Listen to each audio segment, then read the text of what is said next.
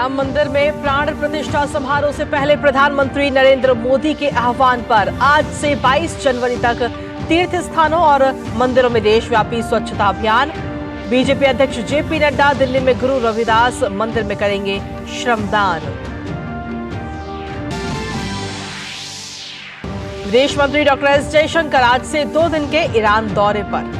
अपने समकक्ष डॉक्टर हुसैन अमीर अब्दुल्लाहियन से द्विपक्षीय, क्षेत्रीय और अंतर्राष्ट्रीय मुद्दों पर करेंगे बातचीत। सूर्योत्तरायण पर देश भर में फैली पोंगल, मकर संक्रांति, बिहू और लोहड़ी की खुशियां। पीएम मोदी आज दिल्ली में केंद्रीय मंत्री एल मुरुगन के घर मनाएंगे पोंगल।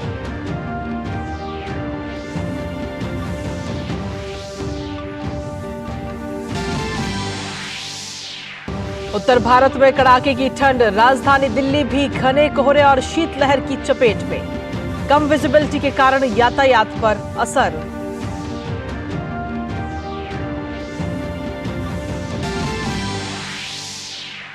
अंतर्राष्ट्रीय खबरों में गजा संघर्ष के 100 दिन पूरे। इस्राएली प्रधानमंत्री नेतन्याहू ने कहा, गजा पर जीत तक अंतर्राष्ट्रीय अदालत भी नहीं रोक पाएगा संघर्ष। आने वाले वर्षों में रक्षा बजट में भारी बढ़ोतरी की भी योजना। और खेल की खबरों में भारत अफगानिस्तान के बीच दूसरा T20 मैच आज। इंदौर के होलकर स्टेडियम में सीरीज पर कब्जा करने के इरादे से उतरेगी टीम इंडिया।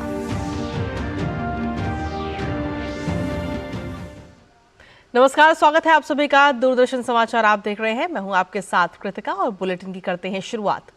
अयोध्या में श्री राम मंदिर की प्राण प्रतिष्ठा के लिए आज से 22 जनवरी तक विशेष वृहद स्वच्छता अभियान चलाया जाएगा और इसके तहत सभी मंदिर परिसरों में सफाई की जाएगी। आज बीजेपी अध्यक्ष जेपी नड्डा दिल्ली में श्रमदान करेंगे। आज सुबह जेपी नड्डा गुरु रविदास मंदिर में सफाई अभियान में शामिल होते हुए नजर आएंगे। दरअसल बता दें कि प्रधानमंत्री मोदी ने देश भर के लोगों से आह्वान किया है कि राम मंदिर में प्राण प्रतिष्ठा समारोह के मद्देनजर मकर संक्रांति के दिन से छोटे मोटे तीर्थ स्थलों पर स्वच्छता का अभियान चलाएं। वहीं प्रधानमंत्री ने खुद महाराष्ट्र के नासिक में स्थित कालाराम मंदिर में अभी 2 दिन पहले ही सफाई भी की थी। पीएम ने कहा था कि हर मंदिर में सफाई का अभियान 14 जनवरी से 22 जनवरी तक चलाना चाहिए। 22 जनवरी को भव्य मंदिर में रामलला की प्राण प्रतिष्ठा होगी। प्रधानमंत्री मोदी इस दिन नए मंदिर में मुख्य यजमान के रूप में शामिल होंगे।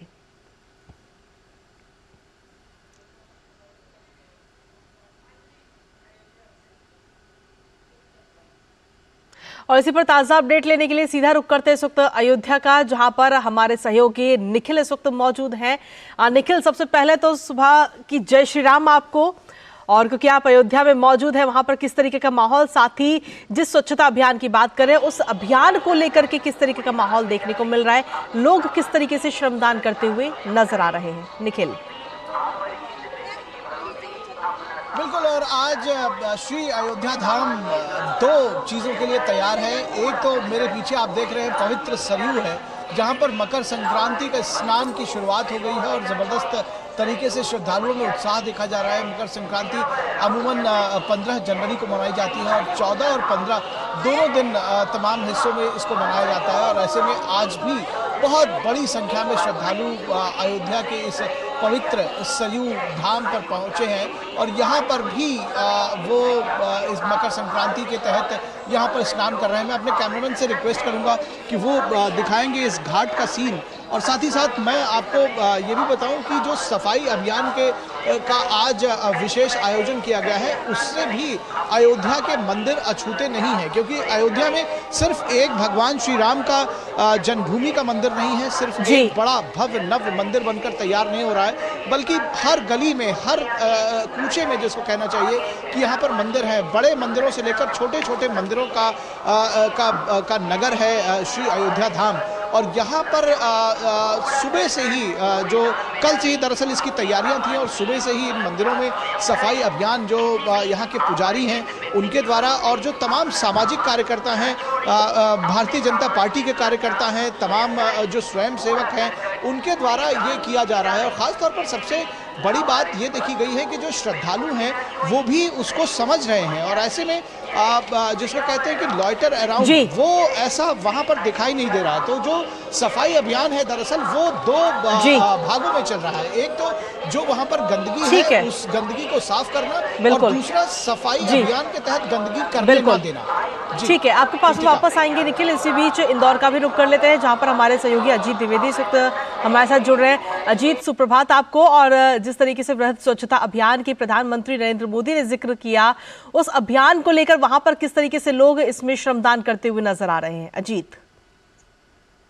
बिल्कुल जी, सुप्रभात। देखिए, मध्य प्रदेश में अगर बात करें हम, तो जितने भी छोटे बड़े मंदिर है, अगर हम बात करें महाकाल मंदिर उज्जैन का, अगर हम बात करें ओंकारेश्वर मंदिर का, ममलेश्वर मंदिर का, तो इन सभी जगहों पर जो है जिस दिन से प्रधानमंत्री ने नासिक में मंदिर में शुरुआत की थी, उसी दिन से शुरुआत यहाँ पे कर दी गई है। और वहाँ पे जो साधु संत है, जो आम लोग हैं, उसी दिन से यहाँ पर स्वच्छता अभियान में जुड़ गए हैं, और आम लोगों की भागीदारी भी जो है इसमें लगातार बनी हुई है। मंदिरों के साथ साथ जो अधिकांश जो मंदिर है मध्य प्रदेश में, वो नर्मदा नदी के तट पर है, या बड़े मंदिर जो है वो किसी न किसी पवित्र नदी के तट पर है। तो क्षिप्रा नदी जो है उसकी भी साफ सफाई जो है वो लोगों ने शुरू कर दी है। जो साधु संत है वो भी इसमें शामिल हो रहे हैं, और महाकाल मंदिर जो है वहां पर आज से शुरुआत हो गई है, और लगातार जो है 22 जनवरी तक ये जो शुरुआत है, जो ये कार्यक्रम है वो लगातार चलेगा, और लोग जो है जनभागीदारी भी उसमें काफी हो रही है। साथ ही ओंकारेश्वर में भी इस तरीके से जो लोग हैं वो मंदिरों में पहुंच रहे हैं। साधु संत जो आसपास के जो छोटे छोटे मंदिर हैं उनकी साफ सफाई के साथ जो बड़े मंदिर हो, प्राचीन मंदिर है, उनके आसपास स्वच्छता का विशेष ध्यान रखा जा रहा है, और लगातार रोज नियमित रूप से जो है ये अभियान शुरू हो गया है। और ये अभियान आज से नहीं, ये 2-3 दिन पहले जिस दिन भी प्रधानमंत्री ने शुरुआत की है नासिक में कालाराम मंदिर से, उसी दिन से ये शुरुआत यहाँ पर कर दी गई है, और लगातार लोग बड़ी संख्या में जुट रहे हैं, वहां पर साफ सफाई कर रहे हैं। अगर हम बात करें, कल हमने कई जगह पर तस्वीरें देखी थी कि वहां पर जो लोग हैं, जो आम साधु संत है, जो वो वहां पर लगातार लगे हुए हैं, धुलाई कर रहे हैं, वहां पर झाड़ू पोछा लगा रहे हैं वहां पर, और लोगों को भी समझाइश दे रहे हैं कि मंदिरों को स्वच्छ रखना है, अपने परिसरों को स्वच्छ रखना है, अपने धार्मिक स्थानों को स्वच्छ रखना है। और इस तरीके से जो श्रद्धालु भी आ रहे हैं, कई श्रद्धालु भी हमने देखे कि वो श्रद्धालु जो कि वहां दर्शन करने आ रहे हैं मंदिरों में, वो भी उस स्वच्छता अभियान में जुट रहे हैं, उस स्वच्छता अभियान में अपना सहयोग दे रहे हैं। तो एक बड़ी पहल जो है ये की गई है, कहीं ना कहीं मंदिरों को स्वच्छ रखने की, उसके आसपास के वातावरण को स्वच्छ रखने की, जिस तरीके से प्रधानमंत्री ने का आह्वान किया है, तो उसका असर जो है वो मध्य प्रदेश के भी अधिकांश मंदिरों में देखने को मिल रहा है, और लगातार जो है ये अभियान जारी है। और ये सहभागिता जो है कहीं ना कहीं मंदिर के साथ साथ जो घाट है, जो आसपास का अन्य परिसर है, वहां पर भी ये इसका जो असर वहां पर दिखाई दे रहा है, और बड़ी संख्या में लोग इससे जुट रहे हैं। साधु संत जो है इसको लेकर काफी उत्सुक है। हालांकि मंदिरों में साफ सफाई लगातार जो साधु संत होते हैं वहां पर जो पूजा अर्चना करते हैं वो वहां पर करते हैं, लेकिन जिस तरीके से बड़ी संख्या में लोग पहुंचते हैं मंदिरों में, और इस समय त्योहारों का समय है, मकर संक्रांति का पर्व है, तो बड़ी संख्या में लोग पहुंच रहे हैं। तो उस कारण से भी कई बार कई जो पूजा की सामग्री होती है, बेलपत्र है, फल फूल है, ये सब चीजें बिखर जाती हैं। तो अब उसका भी ख्याल रखा जा रहा है कि ये जो पूजा की सामग्री है वो सही स्थान पर जाए। और जो मध्य प्रदेश में तो अधिकांश मंदिर रहते हैं जहां पर कि इनसे जो है खाद और अगरबत्ती बनाने का उपक्रम लगाया गया है। अगर हम महाकाल मंदिर की बात करें तो वहां पर जो भी ये फूल और ये बेलपत्र जो चढ़ाए जाते हैं, अर्पित किए जाते हैं, उससे वहां पर अगरबत्ती और उससे वहां पर जैविक खाद जो है वो बनाई जाती है, और वो मंदिर में ही फिर उसका उपयोग जो है मंदिर जो उद्यान है वहां पर उसका उपयोग होता है। तो ये भी यहाँ पर एक प्रक्रिया जो है ये शुरू है, यानी कि जो वेस्टेज है उसको हम किस तरीके से इस्तेमाल कर सकते हैं उसका भी ध्यान रखा जा रहा है, ताकि वेस्टेज बहुत ज्यादा वो इकट्ठी ना हो। चलिए ठीक है अजीत, आपके पास वापस आएंगे। निखिल भी हमारे साथ लगातार बने हुए हैं। निखिल, 14 तारीख यानी कि आज से लेकर के 22 जनवरी तक जब रामलला की प्राण प्रतिष्ठा होगी, तब तक ये स्वच्छता अभियान जो है वो चलाया जा रहा है। खुद प्रधानमंत्री नरेंद्र मोदी अभी 2 दिन पहले कालाराम मंदिर में सफाई अभियान में श्रमदान करते हुए नजर आए थे, और आज अब पूरे देश में इसको शुरुआत की जा रही है। पूरे देश में उत्साह भी है रामलला की प्राण प्रतिष्ठा को लेकर के। अयोध्या की अगर बात करें तो वहां भी सफाई अभियान बहुत जोरों शोरों से और बहुत पहले से चल रहा है। जी, निश्चित तौर पर अयोध्या में जब ये सफाई अभियान जो है वो विशेष हो जाता है, और विशेष इसलिए भी आज है क्योंकि यहाँ पर इसकी अगुवाई स्वयं मुख्यमंत्री योगी आदित्यनाथ करेंगे और दिन में 10 बजे से उनका कार्यक्रम है, जहाँ पर वो तमाम जगहों पर सफाई अभियान चलाएंगे। और उसके बाद मुख्यमंत्री जब अयोध्या में आकर सफाई अभियान की शुरुआत कर रहे हैं, तो आप समझ सकते हैं कि किस बड़े पैमाने पर इसको अयोध्या और इसके आसपास के इलाकों में चलाया जाएगा। लखनऊ में उप मुख्यमंत्री ब्रजेश पाठक और केशव प्रसाद मौर्य, बीजेपी के अध्यक्ष भूपेंद्र चौधरी, वो जो आसपास के इलाके हैं, जो तमाम जिले हैं उत्तर प्रदेश के, वहां पर प्रभारी मंत्री जो हैं वो इस अभियान को चलाएंगे। और यहाँ का जो मंदिर का जो प्रशासन है वो इसको स्पेशल तरीके से इस ड्राइव को चला रहा है 22 तारीख तक, ताकि किसी भी तरह से जो स्वच्छता की एक जो अलग जगह है पूरे देश में, उसमें किसी तरह की कमी ना आए। और सबसे खास बात, जैसे कि मैंने पहले भी कहा, कि जो श्रद्धालु तमाम आ रहे हैं वो भी इसको समझ रहे हैं, इस बात को, जो साधु संत उनको बता रहे हैं, क्योंकि वो सब इसमें शामिल है। स्वच्छता का एक ऐसा अभियान है। और जो श्रद्धालु आ रहे हैं वो भी गंदगी से बचने की बात जब आती है, कहीं भी कूड़ा ना फेंकने की बात आती है, तो वो जो एक स्वभाव में परिवर्तन है वो भी साफ तौर पर देखा जा सकता है। और ये सबसे बड़ी बात है, क्योंकि ये जब परिवर्तन लाने की बात प्रधानमंत्री नरेंद्र मोदी शुरू से कहते रहे हैं, और ऐसे में जब आज से ये सफाई अभियान शुरू हुआ है, तो निश्चित तौर पर अयोध्या में जो बिल्कुल जिसको कहते हैं कि सज संवर कर तैयार है, उस पे ये सफाई अभियान निश्चित तौर पर चार चांद लगाएगा। यहाँ के तमाम मंदिरों में साफ जगमग मंदिर दिख सकेंगे। चलिए, बहुत बहुत शुक्रिया निखिल आपका भी, और अजीत आपका भी बहुत बहुत शुक्रिया तमाम जानकारी और अपडेट्स हमारे दर्शकों तक पहुंचाने के लिए। तो 2014 की अगर बात करें तो उस वक्त स्वच्छता मिशन जो है वो शुरू हुआ था पूरे देश भर में, और 2014 से लेकर अब तक हम देख रहे हैं कि किस तरीके से लोग स्वच्छता में पार्टिसिपेट करते हैं, हिस्सेदारी अपनी निभाते हैं। और अब आज की अगर बात करें तो मंदिरों को किस तरीके से स्वच्छ रखा जाए, उसके लिए खासतौर पर स्वच्छता अभियान शुरू किया गया है। तो आप भी अपने घरों से बाहर निकलकर अपने जो आसपास मंदिर हो उनमें स्वच्छता अभियान में श्रमदान करते हुए जरूर नजर आए। और इसी के साथ बुलेटिन में खबरों का सिलसिला लगातार जारी, लेकिन फिलहाल वक्त एक छोटे से ब्रेक का, आप बने रहिए हमारे साथ।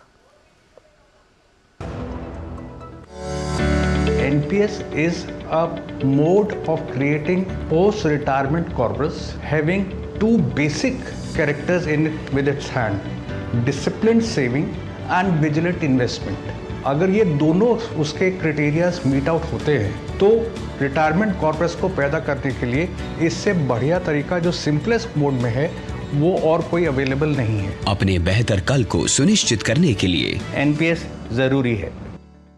टीबी हारेगा, देश जीतेगा। कितने हसीन सपने हैं इन नन्ही आंखों में, चेहरे पे वो मुस्कान, खुला आसमान और उसमें उड़ती पतंग। इस पतंग को नहीं कटने देंगे हम, इस मुस्कान को एक खुशी बनाएंगे हम। एक सपना खुली आंखों से हमने देखा है, फिर से एकजुट हो जाएंगे हौसले। टीबी मुक्त भारत बनाएंगे, टू हेल्प इंडिया, ये टीबी फ्री बाय 2025।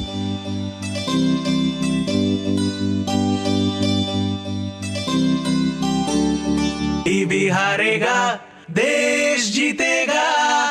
हेलो बेटा। पापा कब आओगे? मिस्टर विकास के साथ कौन है? बस बेटा थोड़ी देर और। वो मिस्टर विकास की फाइल आप पॉलिसी बाजार। मैम, आपका हेल्थ इंश्योरेंस क्लेम अप्रूव हो गया है, अब आप सर को घर ले जा सकती हैं। क्लेम के टाइम पे हमेशा आपकी हेल्प को तैयार। पॉलिसी बाजार, 1 करोड़ का हेल्थ इंश्योरेंस सिर्फ 390 रुपए महीने से शुरू। और ब्रेक के बाद एक बार फिर से स्वागत है आप सभी का। खबरों में बढ़ते हैं आगे। तो आज देश भर में, खास तौर पर दक्षिण के राज्यों में पोंगल का त्योहार मनाया जा रहा है। और पोंगल त्योहार एक ऐसा पर्व है जिसे फसल उत्सव या धन्यवाद समारोह भी कहा जाता है। किसान इस समय नए सीजन में अच्छी फसल के लिए सूर्य देव से प्रार्थना करते हैं। पोंगल त्योहार तमिलनाडु और देश भर के अन्य राज्यों में भव्य तरीके से मनाया जाता है, लेकिन अलग अलग नामों से।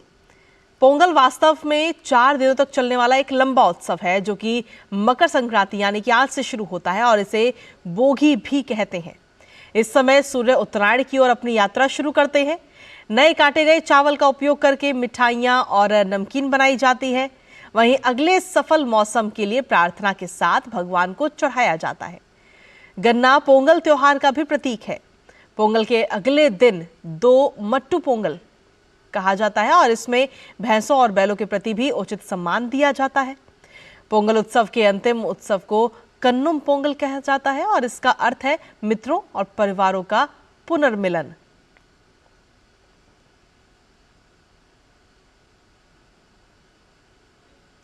वहीं प्रधानमंत्री नरेंद्र मोदी केंद्र सरकार में मंत्री एल मुरुगन के घर आज पोंगल मनाते हुए नजर आएंगे।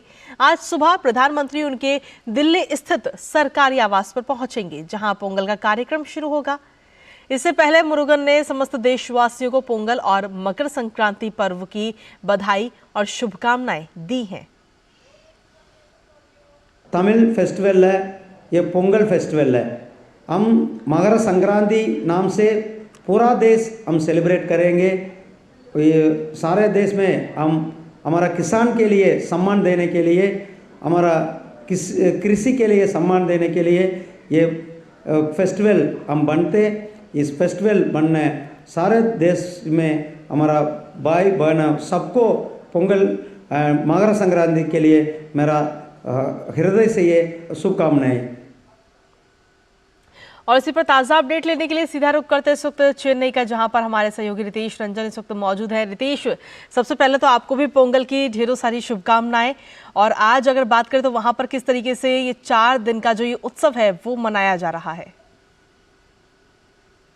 तमिलनाडु में पोंगल मकर संक्रांति की तरह एक बहुत बड़े त्योहार के रूप में मनाया जाता है। और मकर संक्रांति उत्तर में देखा जाए तो 1 दिन का होता है, लेकिन तमिलनाडु में पोंगल 4 दिनों का मनाया जाता है। इसकी बहुत बड़ी खासियत है क्योंकि यहाँ पोंगल जो है फसल कटने के त्योहार के रूप में इसको मनाया जाता है। और 4 दिनों में आज पहला दिन है, इसको बोगी पोंगल कहा जाता है। बोगी पोंगल में क्या होता है कि जैसे अपने घर के सामानों की साफ सफाई की जाती है और घर के पुराने खराब सामानों को निकाल करके जलाया जाता है। इसे बोगी पोंगल कहते हैं। और ये पहला दिन है, आज बोगी पोंगल है और आज ये पहला दिन है और आज के दिन ही पोंगल की शुरुआत हो गई जी। बोगी पोंगल हो गया। दूसरे दिन होता है ताई पोंगल। ताई पोंगल ये जो पोंगल इस दिन ऐसा होता है कि पोंगल जैसा डिश तैयार किया जाता है, जो चावल गन्ने के रस, दूध, इन सब से सुबह सुबह मिट्टी के बर्तन में तैयार किया जाता है और मिट्टी के बर्तन में तैयार करके मंदिरों में चढ़ाया जाता है। इसको भगवान को अर्पित करने के बाद आपस में लोग इसको प्रसाद के रूप में बांटते हैं और खाते हैं। तो ये आपको हर घर के आगे देखने को मिलेगा। आप जो भी स्क्रीन पे चला रहे हैं मटके में जो मिट्टी के बर्तन में चल रहा है, इसी को ही पोंगल कहते हैं। और ये हर घर के आगे आपको देखने को मिलेगा यहाँ पे। और खास करके ग्रामीण इलाकों में तो ये बड़ी संख्या में देखने को मिलेगा। तीसरे दिन माटुम पोंगल कहते हैं। माटुम पोंगल, इसमें आपके घर में और खेती में काम आने वाले जो जानवर होते हैं उनको नहलाया धुलाया जाता है, उनकी पूजा की जाती है। और चौथा दिन जो होता है वो काणम पोंगल होता है। मतलब घर परिवार के लोग बाहर निकलते हैं सैर सपाटे के लिए। सबसे बड़ी बात है कि देखिए पोंगल में कोल्लम तैयार किया जाता है। घर के आगे जो आकृति बनाई जाती है घर को सजाने के लिए, ये तो खैर तमिलनाडु का रिवाज रहा है। हर सुबह आपको ये कोल्लम देखने को मिलेगा। लेकिन पोंगल के दौरान ये कोल्लम जो है बड़ी अनोखे तरीके से बनाया जाता है। एक नया लुक दिया जाता है। आम तरीके से रोजाना की तरह से नहीं बनाया जाता है। घर के आगे इसको एक बहुत अच्छे तरीके से पोंगल के सेलिब्रेशन के लिए अच्छे तरीके से तैयार किया जाता है। और एक सबसे बड़ी खासियत पोंगल की मैं बताना चाहूंगा कि पोंगल के दिन ही जल्लीकट्टू बहुत बड़ा फेस्टिवल है तमिलनाडु का। जल्लीकट्टू का आयोजन होता है जहाँ सांड पर नियंत्रण करने की कोशिश की जाती है। और हाल के दिनों में जल्लीकट्टू का आयोजन, और इसके लिए सबसे ज्यादा प्रमुख है मदुरई शहर। मदुरई में जल्लीकट्टू का आयोजन जो होता है बड़े स्तर पे होता है और बड़े लोग इसमें शामिल होते हैं। जी, चलिए, बहुत बहुत शुक्रिया रितेश, तमाम जानकारी और अपडेट्स हमारे दर्शकों तक पहुंचाने के लिए। तो जिस तरीके से पोंगल का जो ये उत्सव है वो इस वक्त मनाया जा रहा है, और वहीं हिंदू धर्म में मकर संक्रांति का जो आज का पर्व है वो भी विशेष महत्व रखता है, क्योंकि जब सूर्य देवता धनु राशि से निकलकर मकर राशि में प्रवेश कर जाते हैं तो इसे मकर संक्रांति का नाम दिया गया।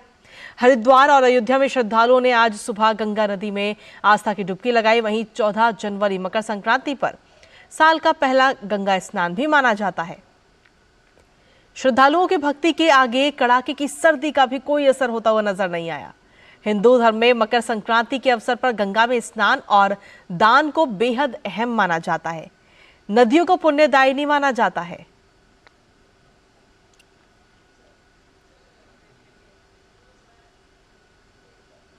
और खबरों का सिलसिला डीडी न्यूज पर यूं ही लगातार जारी। फिलहाल वक्त एक छोटे से ब्रेक का, आप बने रहिए हमारे साथ, जल्द हाजिर होते हैं। रिटायरमेंट पे कोई सोचता ही नहीं है, सोचता कभी 50 की उम्र में आकर। और एक ऐसा तबका जो रिटायरमेंट के बारे में आज भी बिल्कुल नहीं सोचता, वो है औरतें। औरतें कमा के भी वनरेबल हैं, पैसा कमाती हैं, घर पे दे देती हैं और एक एक रुपए को मांगती हैं। सो एनपीएस एक इक्वालिटी ला रहा है कि भाई चाहे वो आदमी है, चाहे वो औरत है, चाहे वो ट्रांसजेंडर है, चाहे वो अदर जेंडर है, हम सब एक बराबर प्लेटफॉर्म पे हैं। अपने बेहतर कल को सुनिश्चित करने के लिए एनपीएस जरूरी है। Happy birthday my dear. अरे ये क्या एप्सिलॉन? मेरी नई स्कूटी के लिए। ओए बनो सयानी, नहीं तो पैसों पे फिर जाएगा पानी। मतलब? सुनो, ऑनलाइन लर्निंग ऐप्स को जांच परख कर आरबीआई अधिकृत बैंक एनबीएफसी से ही आप लोन लीजिए। और अधिकृत ऐप्स या अनजान लोगों से निजी जानकारी शेयर करना है यानी धोखा। दादू बन गई सियानी। गिफ्ट नहीं खोलेंगे? आरबीआई कहता है इनसे सुनिए, जानकार बनिए, सतर्क रहिए। दादी, आज भी आपकी चाय की दुकान बंद थी? 1 महीने से बीमार हूँ, काम बंद और इलाज का खर्चा अलग। आयुष्मान कार्ड नहीं बनवाया?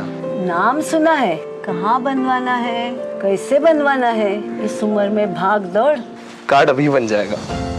आयुष्मान ऐप पर जाकर अपना या परिवार के सदस्य का नाम लाभार्थी सूची में ढूंढें, आधार, ओटीपी या फेस ऑथ द्वारा ऑथेंटिकेट करें, डिटेल्स भरें, अब मोबाइल से फोटो खींचकर अपलोड करें। बन गया। अब ठीक होकर अपने हाथ की चाय पिला दो। और एक प्रकार से पीएम जय अब गरीबों की जय बन गई है। 5 लाख तक के मुफ्त उपचार की गारंटी, स्वास्थ्य का वरदान आयुष्मान। मोदी सरकार की गारंटी, कोई नहीं रहेगा भूखा। हर महीने 80 करोड़ लोगों को मिल रहा है मुफ्त राशन। हमारा संकल्प विकसित भारत।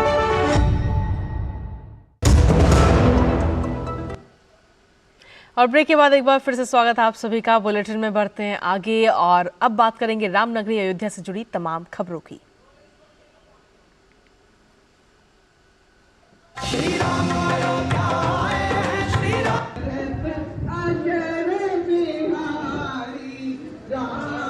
तो ये तस्वीरें आपको बता दें, ये तस्वीरें हैं न्यू जर्सी की, जहां पर राम मंदिर को लेकर प्राण प्रतिष्ठा की जो धूम है वो कहीं ना कहीं सीधे तौर पर हम देख सकते हैं।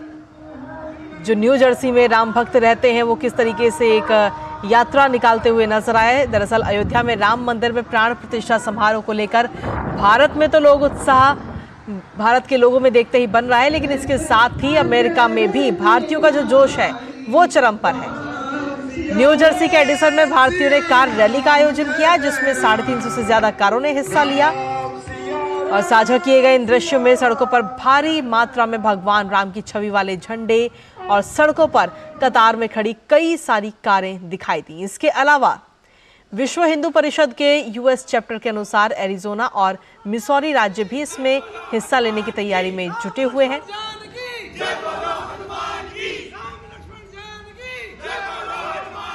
वहीं विश्व हिंदू परिषद ने रामलला के जन्म स्थान पर 22 जनवरी को अयोध्या में भव्य प्राण प्रतिष्ठा समारोह का संदेश देते हुए अमेरिका के 10 राज्यों में 40 से ज्यादा बिलबोर्ड लगाए हैं।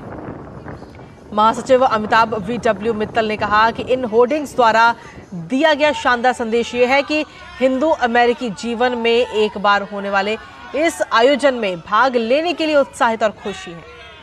उनकी भावनाएं उमड़ रही हैं क्योंकि वो अभिषेक समारोह के शुभ दिन का बेसब्री से इंतजार कर रहे हैं।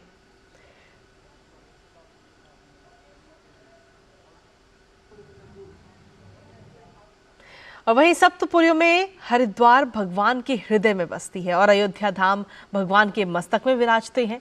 हरिद्वार के संत क्या सोचते हैं भगवान श्री राम के अयोध्या पुनरागमन के बारे में और मिथिला किस तरह से आनंदित है, इसको समझते हैं। तुलसी मानस मंदिर हरिद्वार के कामेश्वरपुरी जी को इस खास बात पर विशेष वार्ता में आपको सुनाते हैं और इसी के साथ आपको सुनाते हैं उनकी बातें और हमें दीजिए इजाजत। नमस्कार।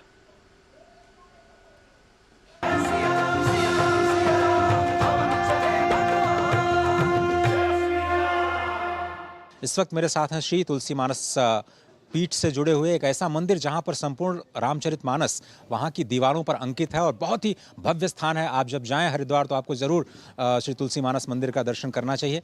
और वहां के संरक्षक कहें इस वक्त जिनके हाथों में पूरी बागडोर है, कामेश्वर पुरी जी महाराज हमारे साथ हैं और एक तरह से भविष्य है सनातन का। बहुत बहुत धन्यवाद। तो आपने तो सप्तपुरियों की यात्रा भी की हाल ही में और ऐसा लग रहा है थोड़ा बहुत प्रभाव तो उसका आपने ज़रूर भगवान से मांगा होगा कि भगवान श्री राम जल्दी आएँ। सप्तपुरियों में ख़ासतौर पर हृदय हरिद्वार में क्या माहौल है? सर्वप्रथम भगवान श्री राघवेंद्र सरकार के चरणों में बार बार वंदन है, अभिनंदन है। जो सप्तपुरियाँ हैं उस सबके दर्शन के पश्चात हम लोग हरिद्वार पहुँचे और जब से श्री राम मंदिर के लोकार्पण का उद्घाटन का घोषणा हुआ है और निमंत्रण आने लग गए तो हरिद्वार में एक विशेष उत्साह है। इस शरीर को यह सौभाग्य प्राप्त हुआ है। हम तो अपने आप को इसी में धन्य मान करके चलते हैं कि भगवान का इस बड़े उत्सव में हमको अवसर मिल रहा है।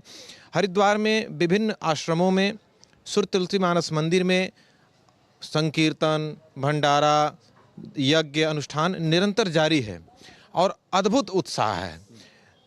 अयोध्या में है, भगवान आ रहे हैं, लेकिन एकदम हरिद्वार सजा हुआ है भगवान को खुले हृदय से स्वागत करने के लिए। एक शब्द कहा जा रहा है कि भगवान आ रहे हैं। भगवान तो थे ही, कहीं नहीं गए थे, लेकिन ऐश्वर्य सहित आ रहे हैं। ये प्रसन्नता का विषय है हमारे लिए। सही बात है, आपने कहा। लेकिन आपका संबंध तो माँ जानकी की धरा से भी है। आप बिहार से आते हैं और लाखों लोग आपसे जुड़े हुए हैं। माँ जानकी कितनी प्रसन्न है? भक्ति स्वरूपा माँ जानकी इस पुनः प्राण प्रतिष्ठा से कितनी प्रसन्न है? अब इसका एक प्राकृतिक संयोग ही कहें कि अभी नवंबर में मैं जनकपुरी की यात्रा करके आया। सीतामढ़ी में रात्रि विश्राम किया और जनकपुरी धाम गया और वहाँ से जहाँ पर धनुष यज्ञ हुआ था, धनुषाजर के जगह है, वहाँ भी गया था। तो दीवारों तक मुस्कुरा रहे थे और जनमानस में एक उल्लास है कि परमात्मा जो है अपने उससे तो आ ही रहे हैं। माँ जानकी अति प्रसन्न होंगी कि भगवान इतने तपस्या के पश्चात, और वस्तुतः राम और जानकी का जीवन पूरा तपस्यामय रहा है, तपस्यामय रहा है। तो मेरी भगवती माँ बहुत प्रसन्न होंगी। एक बड़ा सुंदर भाव वहाँ का आता है जब प्रभु श्री राम पहुँचे हैं विवाह करने के लिए, तो सर्वविदित है कि कोई विदा करने को तैयार ही नहीं है। और यहाँ तक ये है कि जनकपुर वासी उनसे नाता जोड़ रहे हैं कि हमको भी लेके चलिए। बड़ा सुंदर पद है वो कि जौन मजा विदेह नगर में, विदेह मतलब कि जनकपुरी, वो यहाँ पर जो मजा है वो कहीं ना है। ए पहुना यही जा रहू ना, यानी कि भगवान को वो लोग वहीं रोकना चाह रहे हैं। लेकिन विधि तो खैर अलग थी उनके अपने जीवन के, या उस अवतार के उद्देश्य थे, उसकी पूर्ति के लिए उनको आना था। तो पूरे मिथिलांचल में बहुत उत्साह है। बहुत आप लोग न्यूज़ के माध्यम से भी देख रहे हैं कि ससुराल से कितना सामग्री आ रहा है, कितने लोग आ रहे हैं। और एक और सुखद की बात है कि जिस रास्ते से आएंगे इस शरीर का जन्म उसी रास्ते पे हुआ है, तो हम तो उसलिए भी धन्य हो गए हैं। अब तो ट्रेन भी चल गई, वहाँ से अमृत ट्रेन चली है और मुझे लगता है बहुत लोगों को आसानी होगी पहुँच। बहुत लोग, ये जो अमृत काल में जो भी चीज़ हो रहा है अमृत अमृत हो रहा है, तो हम लोग भी लगता है कि अमृत पा करके अब ये चीज़ें एकदम से अमर हो जाने वाले हैं। हमारा तो जीवन धन्य हो गया। अमृत भारत ट्रेन भी चला है, तमाम तरह की सुविधाएं हो गई हैं। अभी मुझे हाल में पता चला कितना उपेक्षित रहा अयोध्या के, यहाँ तक कि अपना स्टेशन भी तक नहीं था, एक हॉल्ट छोटा सा दे दिया था। तो नीति निर्धारकों का जो भी, या यूं कहे कि परमात्मा की स्वयं इच्छा, जब उन्होंने कहा कि अब हमको आना है तो सारे सकल तिथियां अनुकूल होने लग गईं। यही प्रसन्नता का विषय है मेरी। बहुत बहुत धन्यवाद। तो आपने एक बात बहुत ज़बरदस्त कही कि जो भाव विदेह नगर में है वो देह नगर में कहाँ है। यानी जो आध्यात्मिक रूप से भगवान राम को जानते हैं वो इस संसार से उनको क्या खास मतलब है, लेकिन भगवान राम जो कि धर्म स्वरूप हैं सिर्फ वही प्रतिष्ठित नहीं हो रहे हैं। 22 जनवरी को माँ जानकी स्वयं भक्त स्वरूपा जो है वो भी जन जन में प्रतिष्ठित होने के लिए पूरी तरह से तैयार हैं। कैमरामैन निकेत के साथ अजय मिश्र, DD न्यूज़, दिल्ली।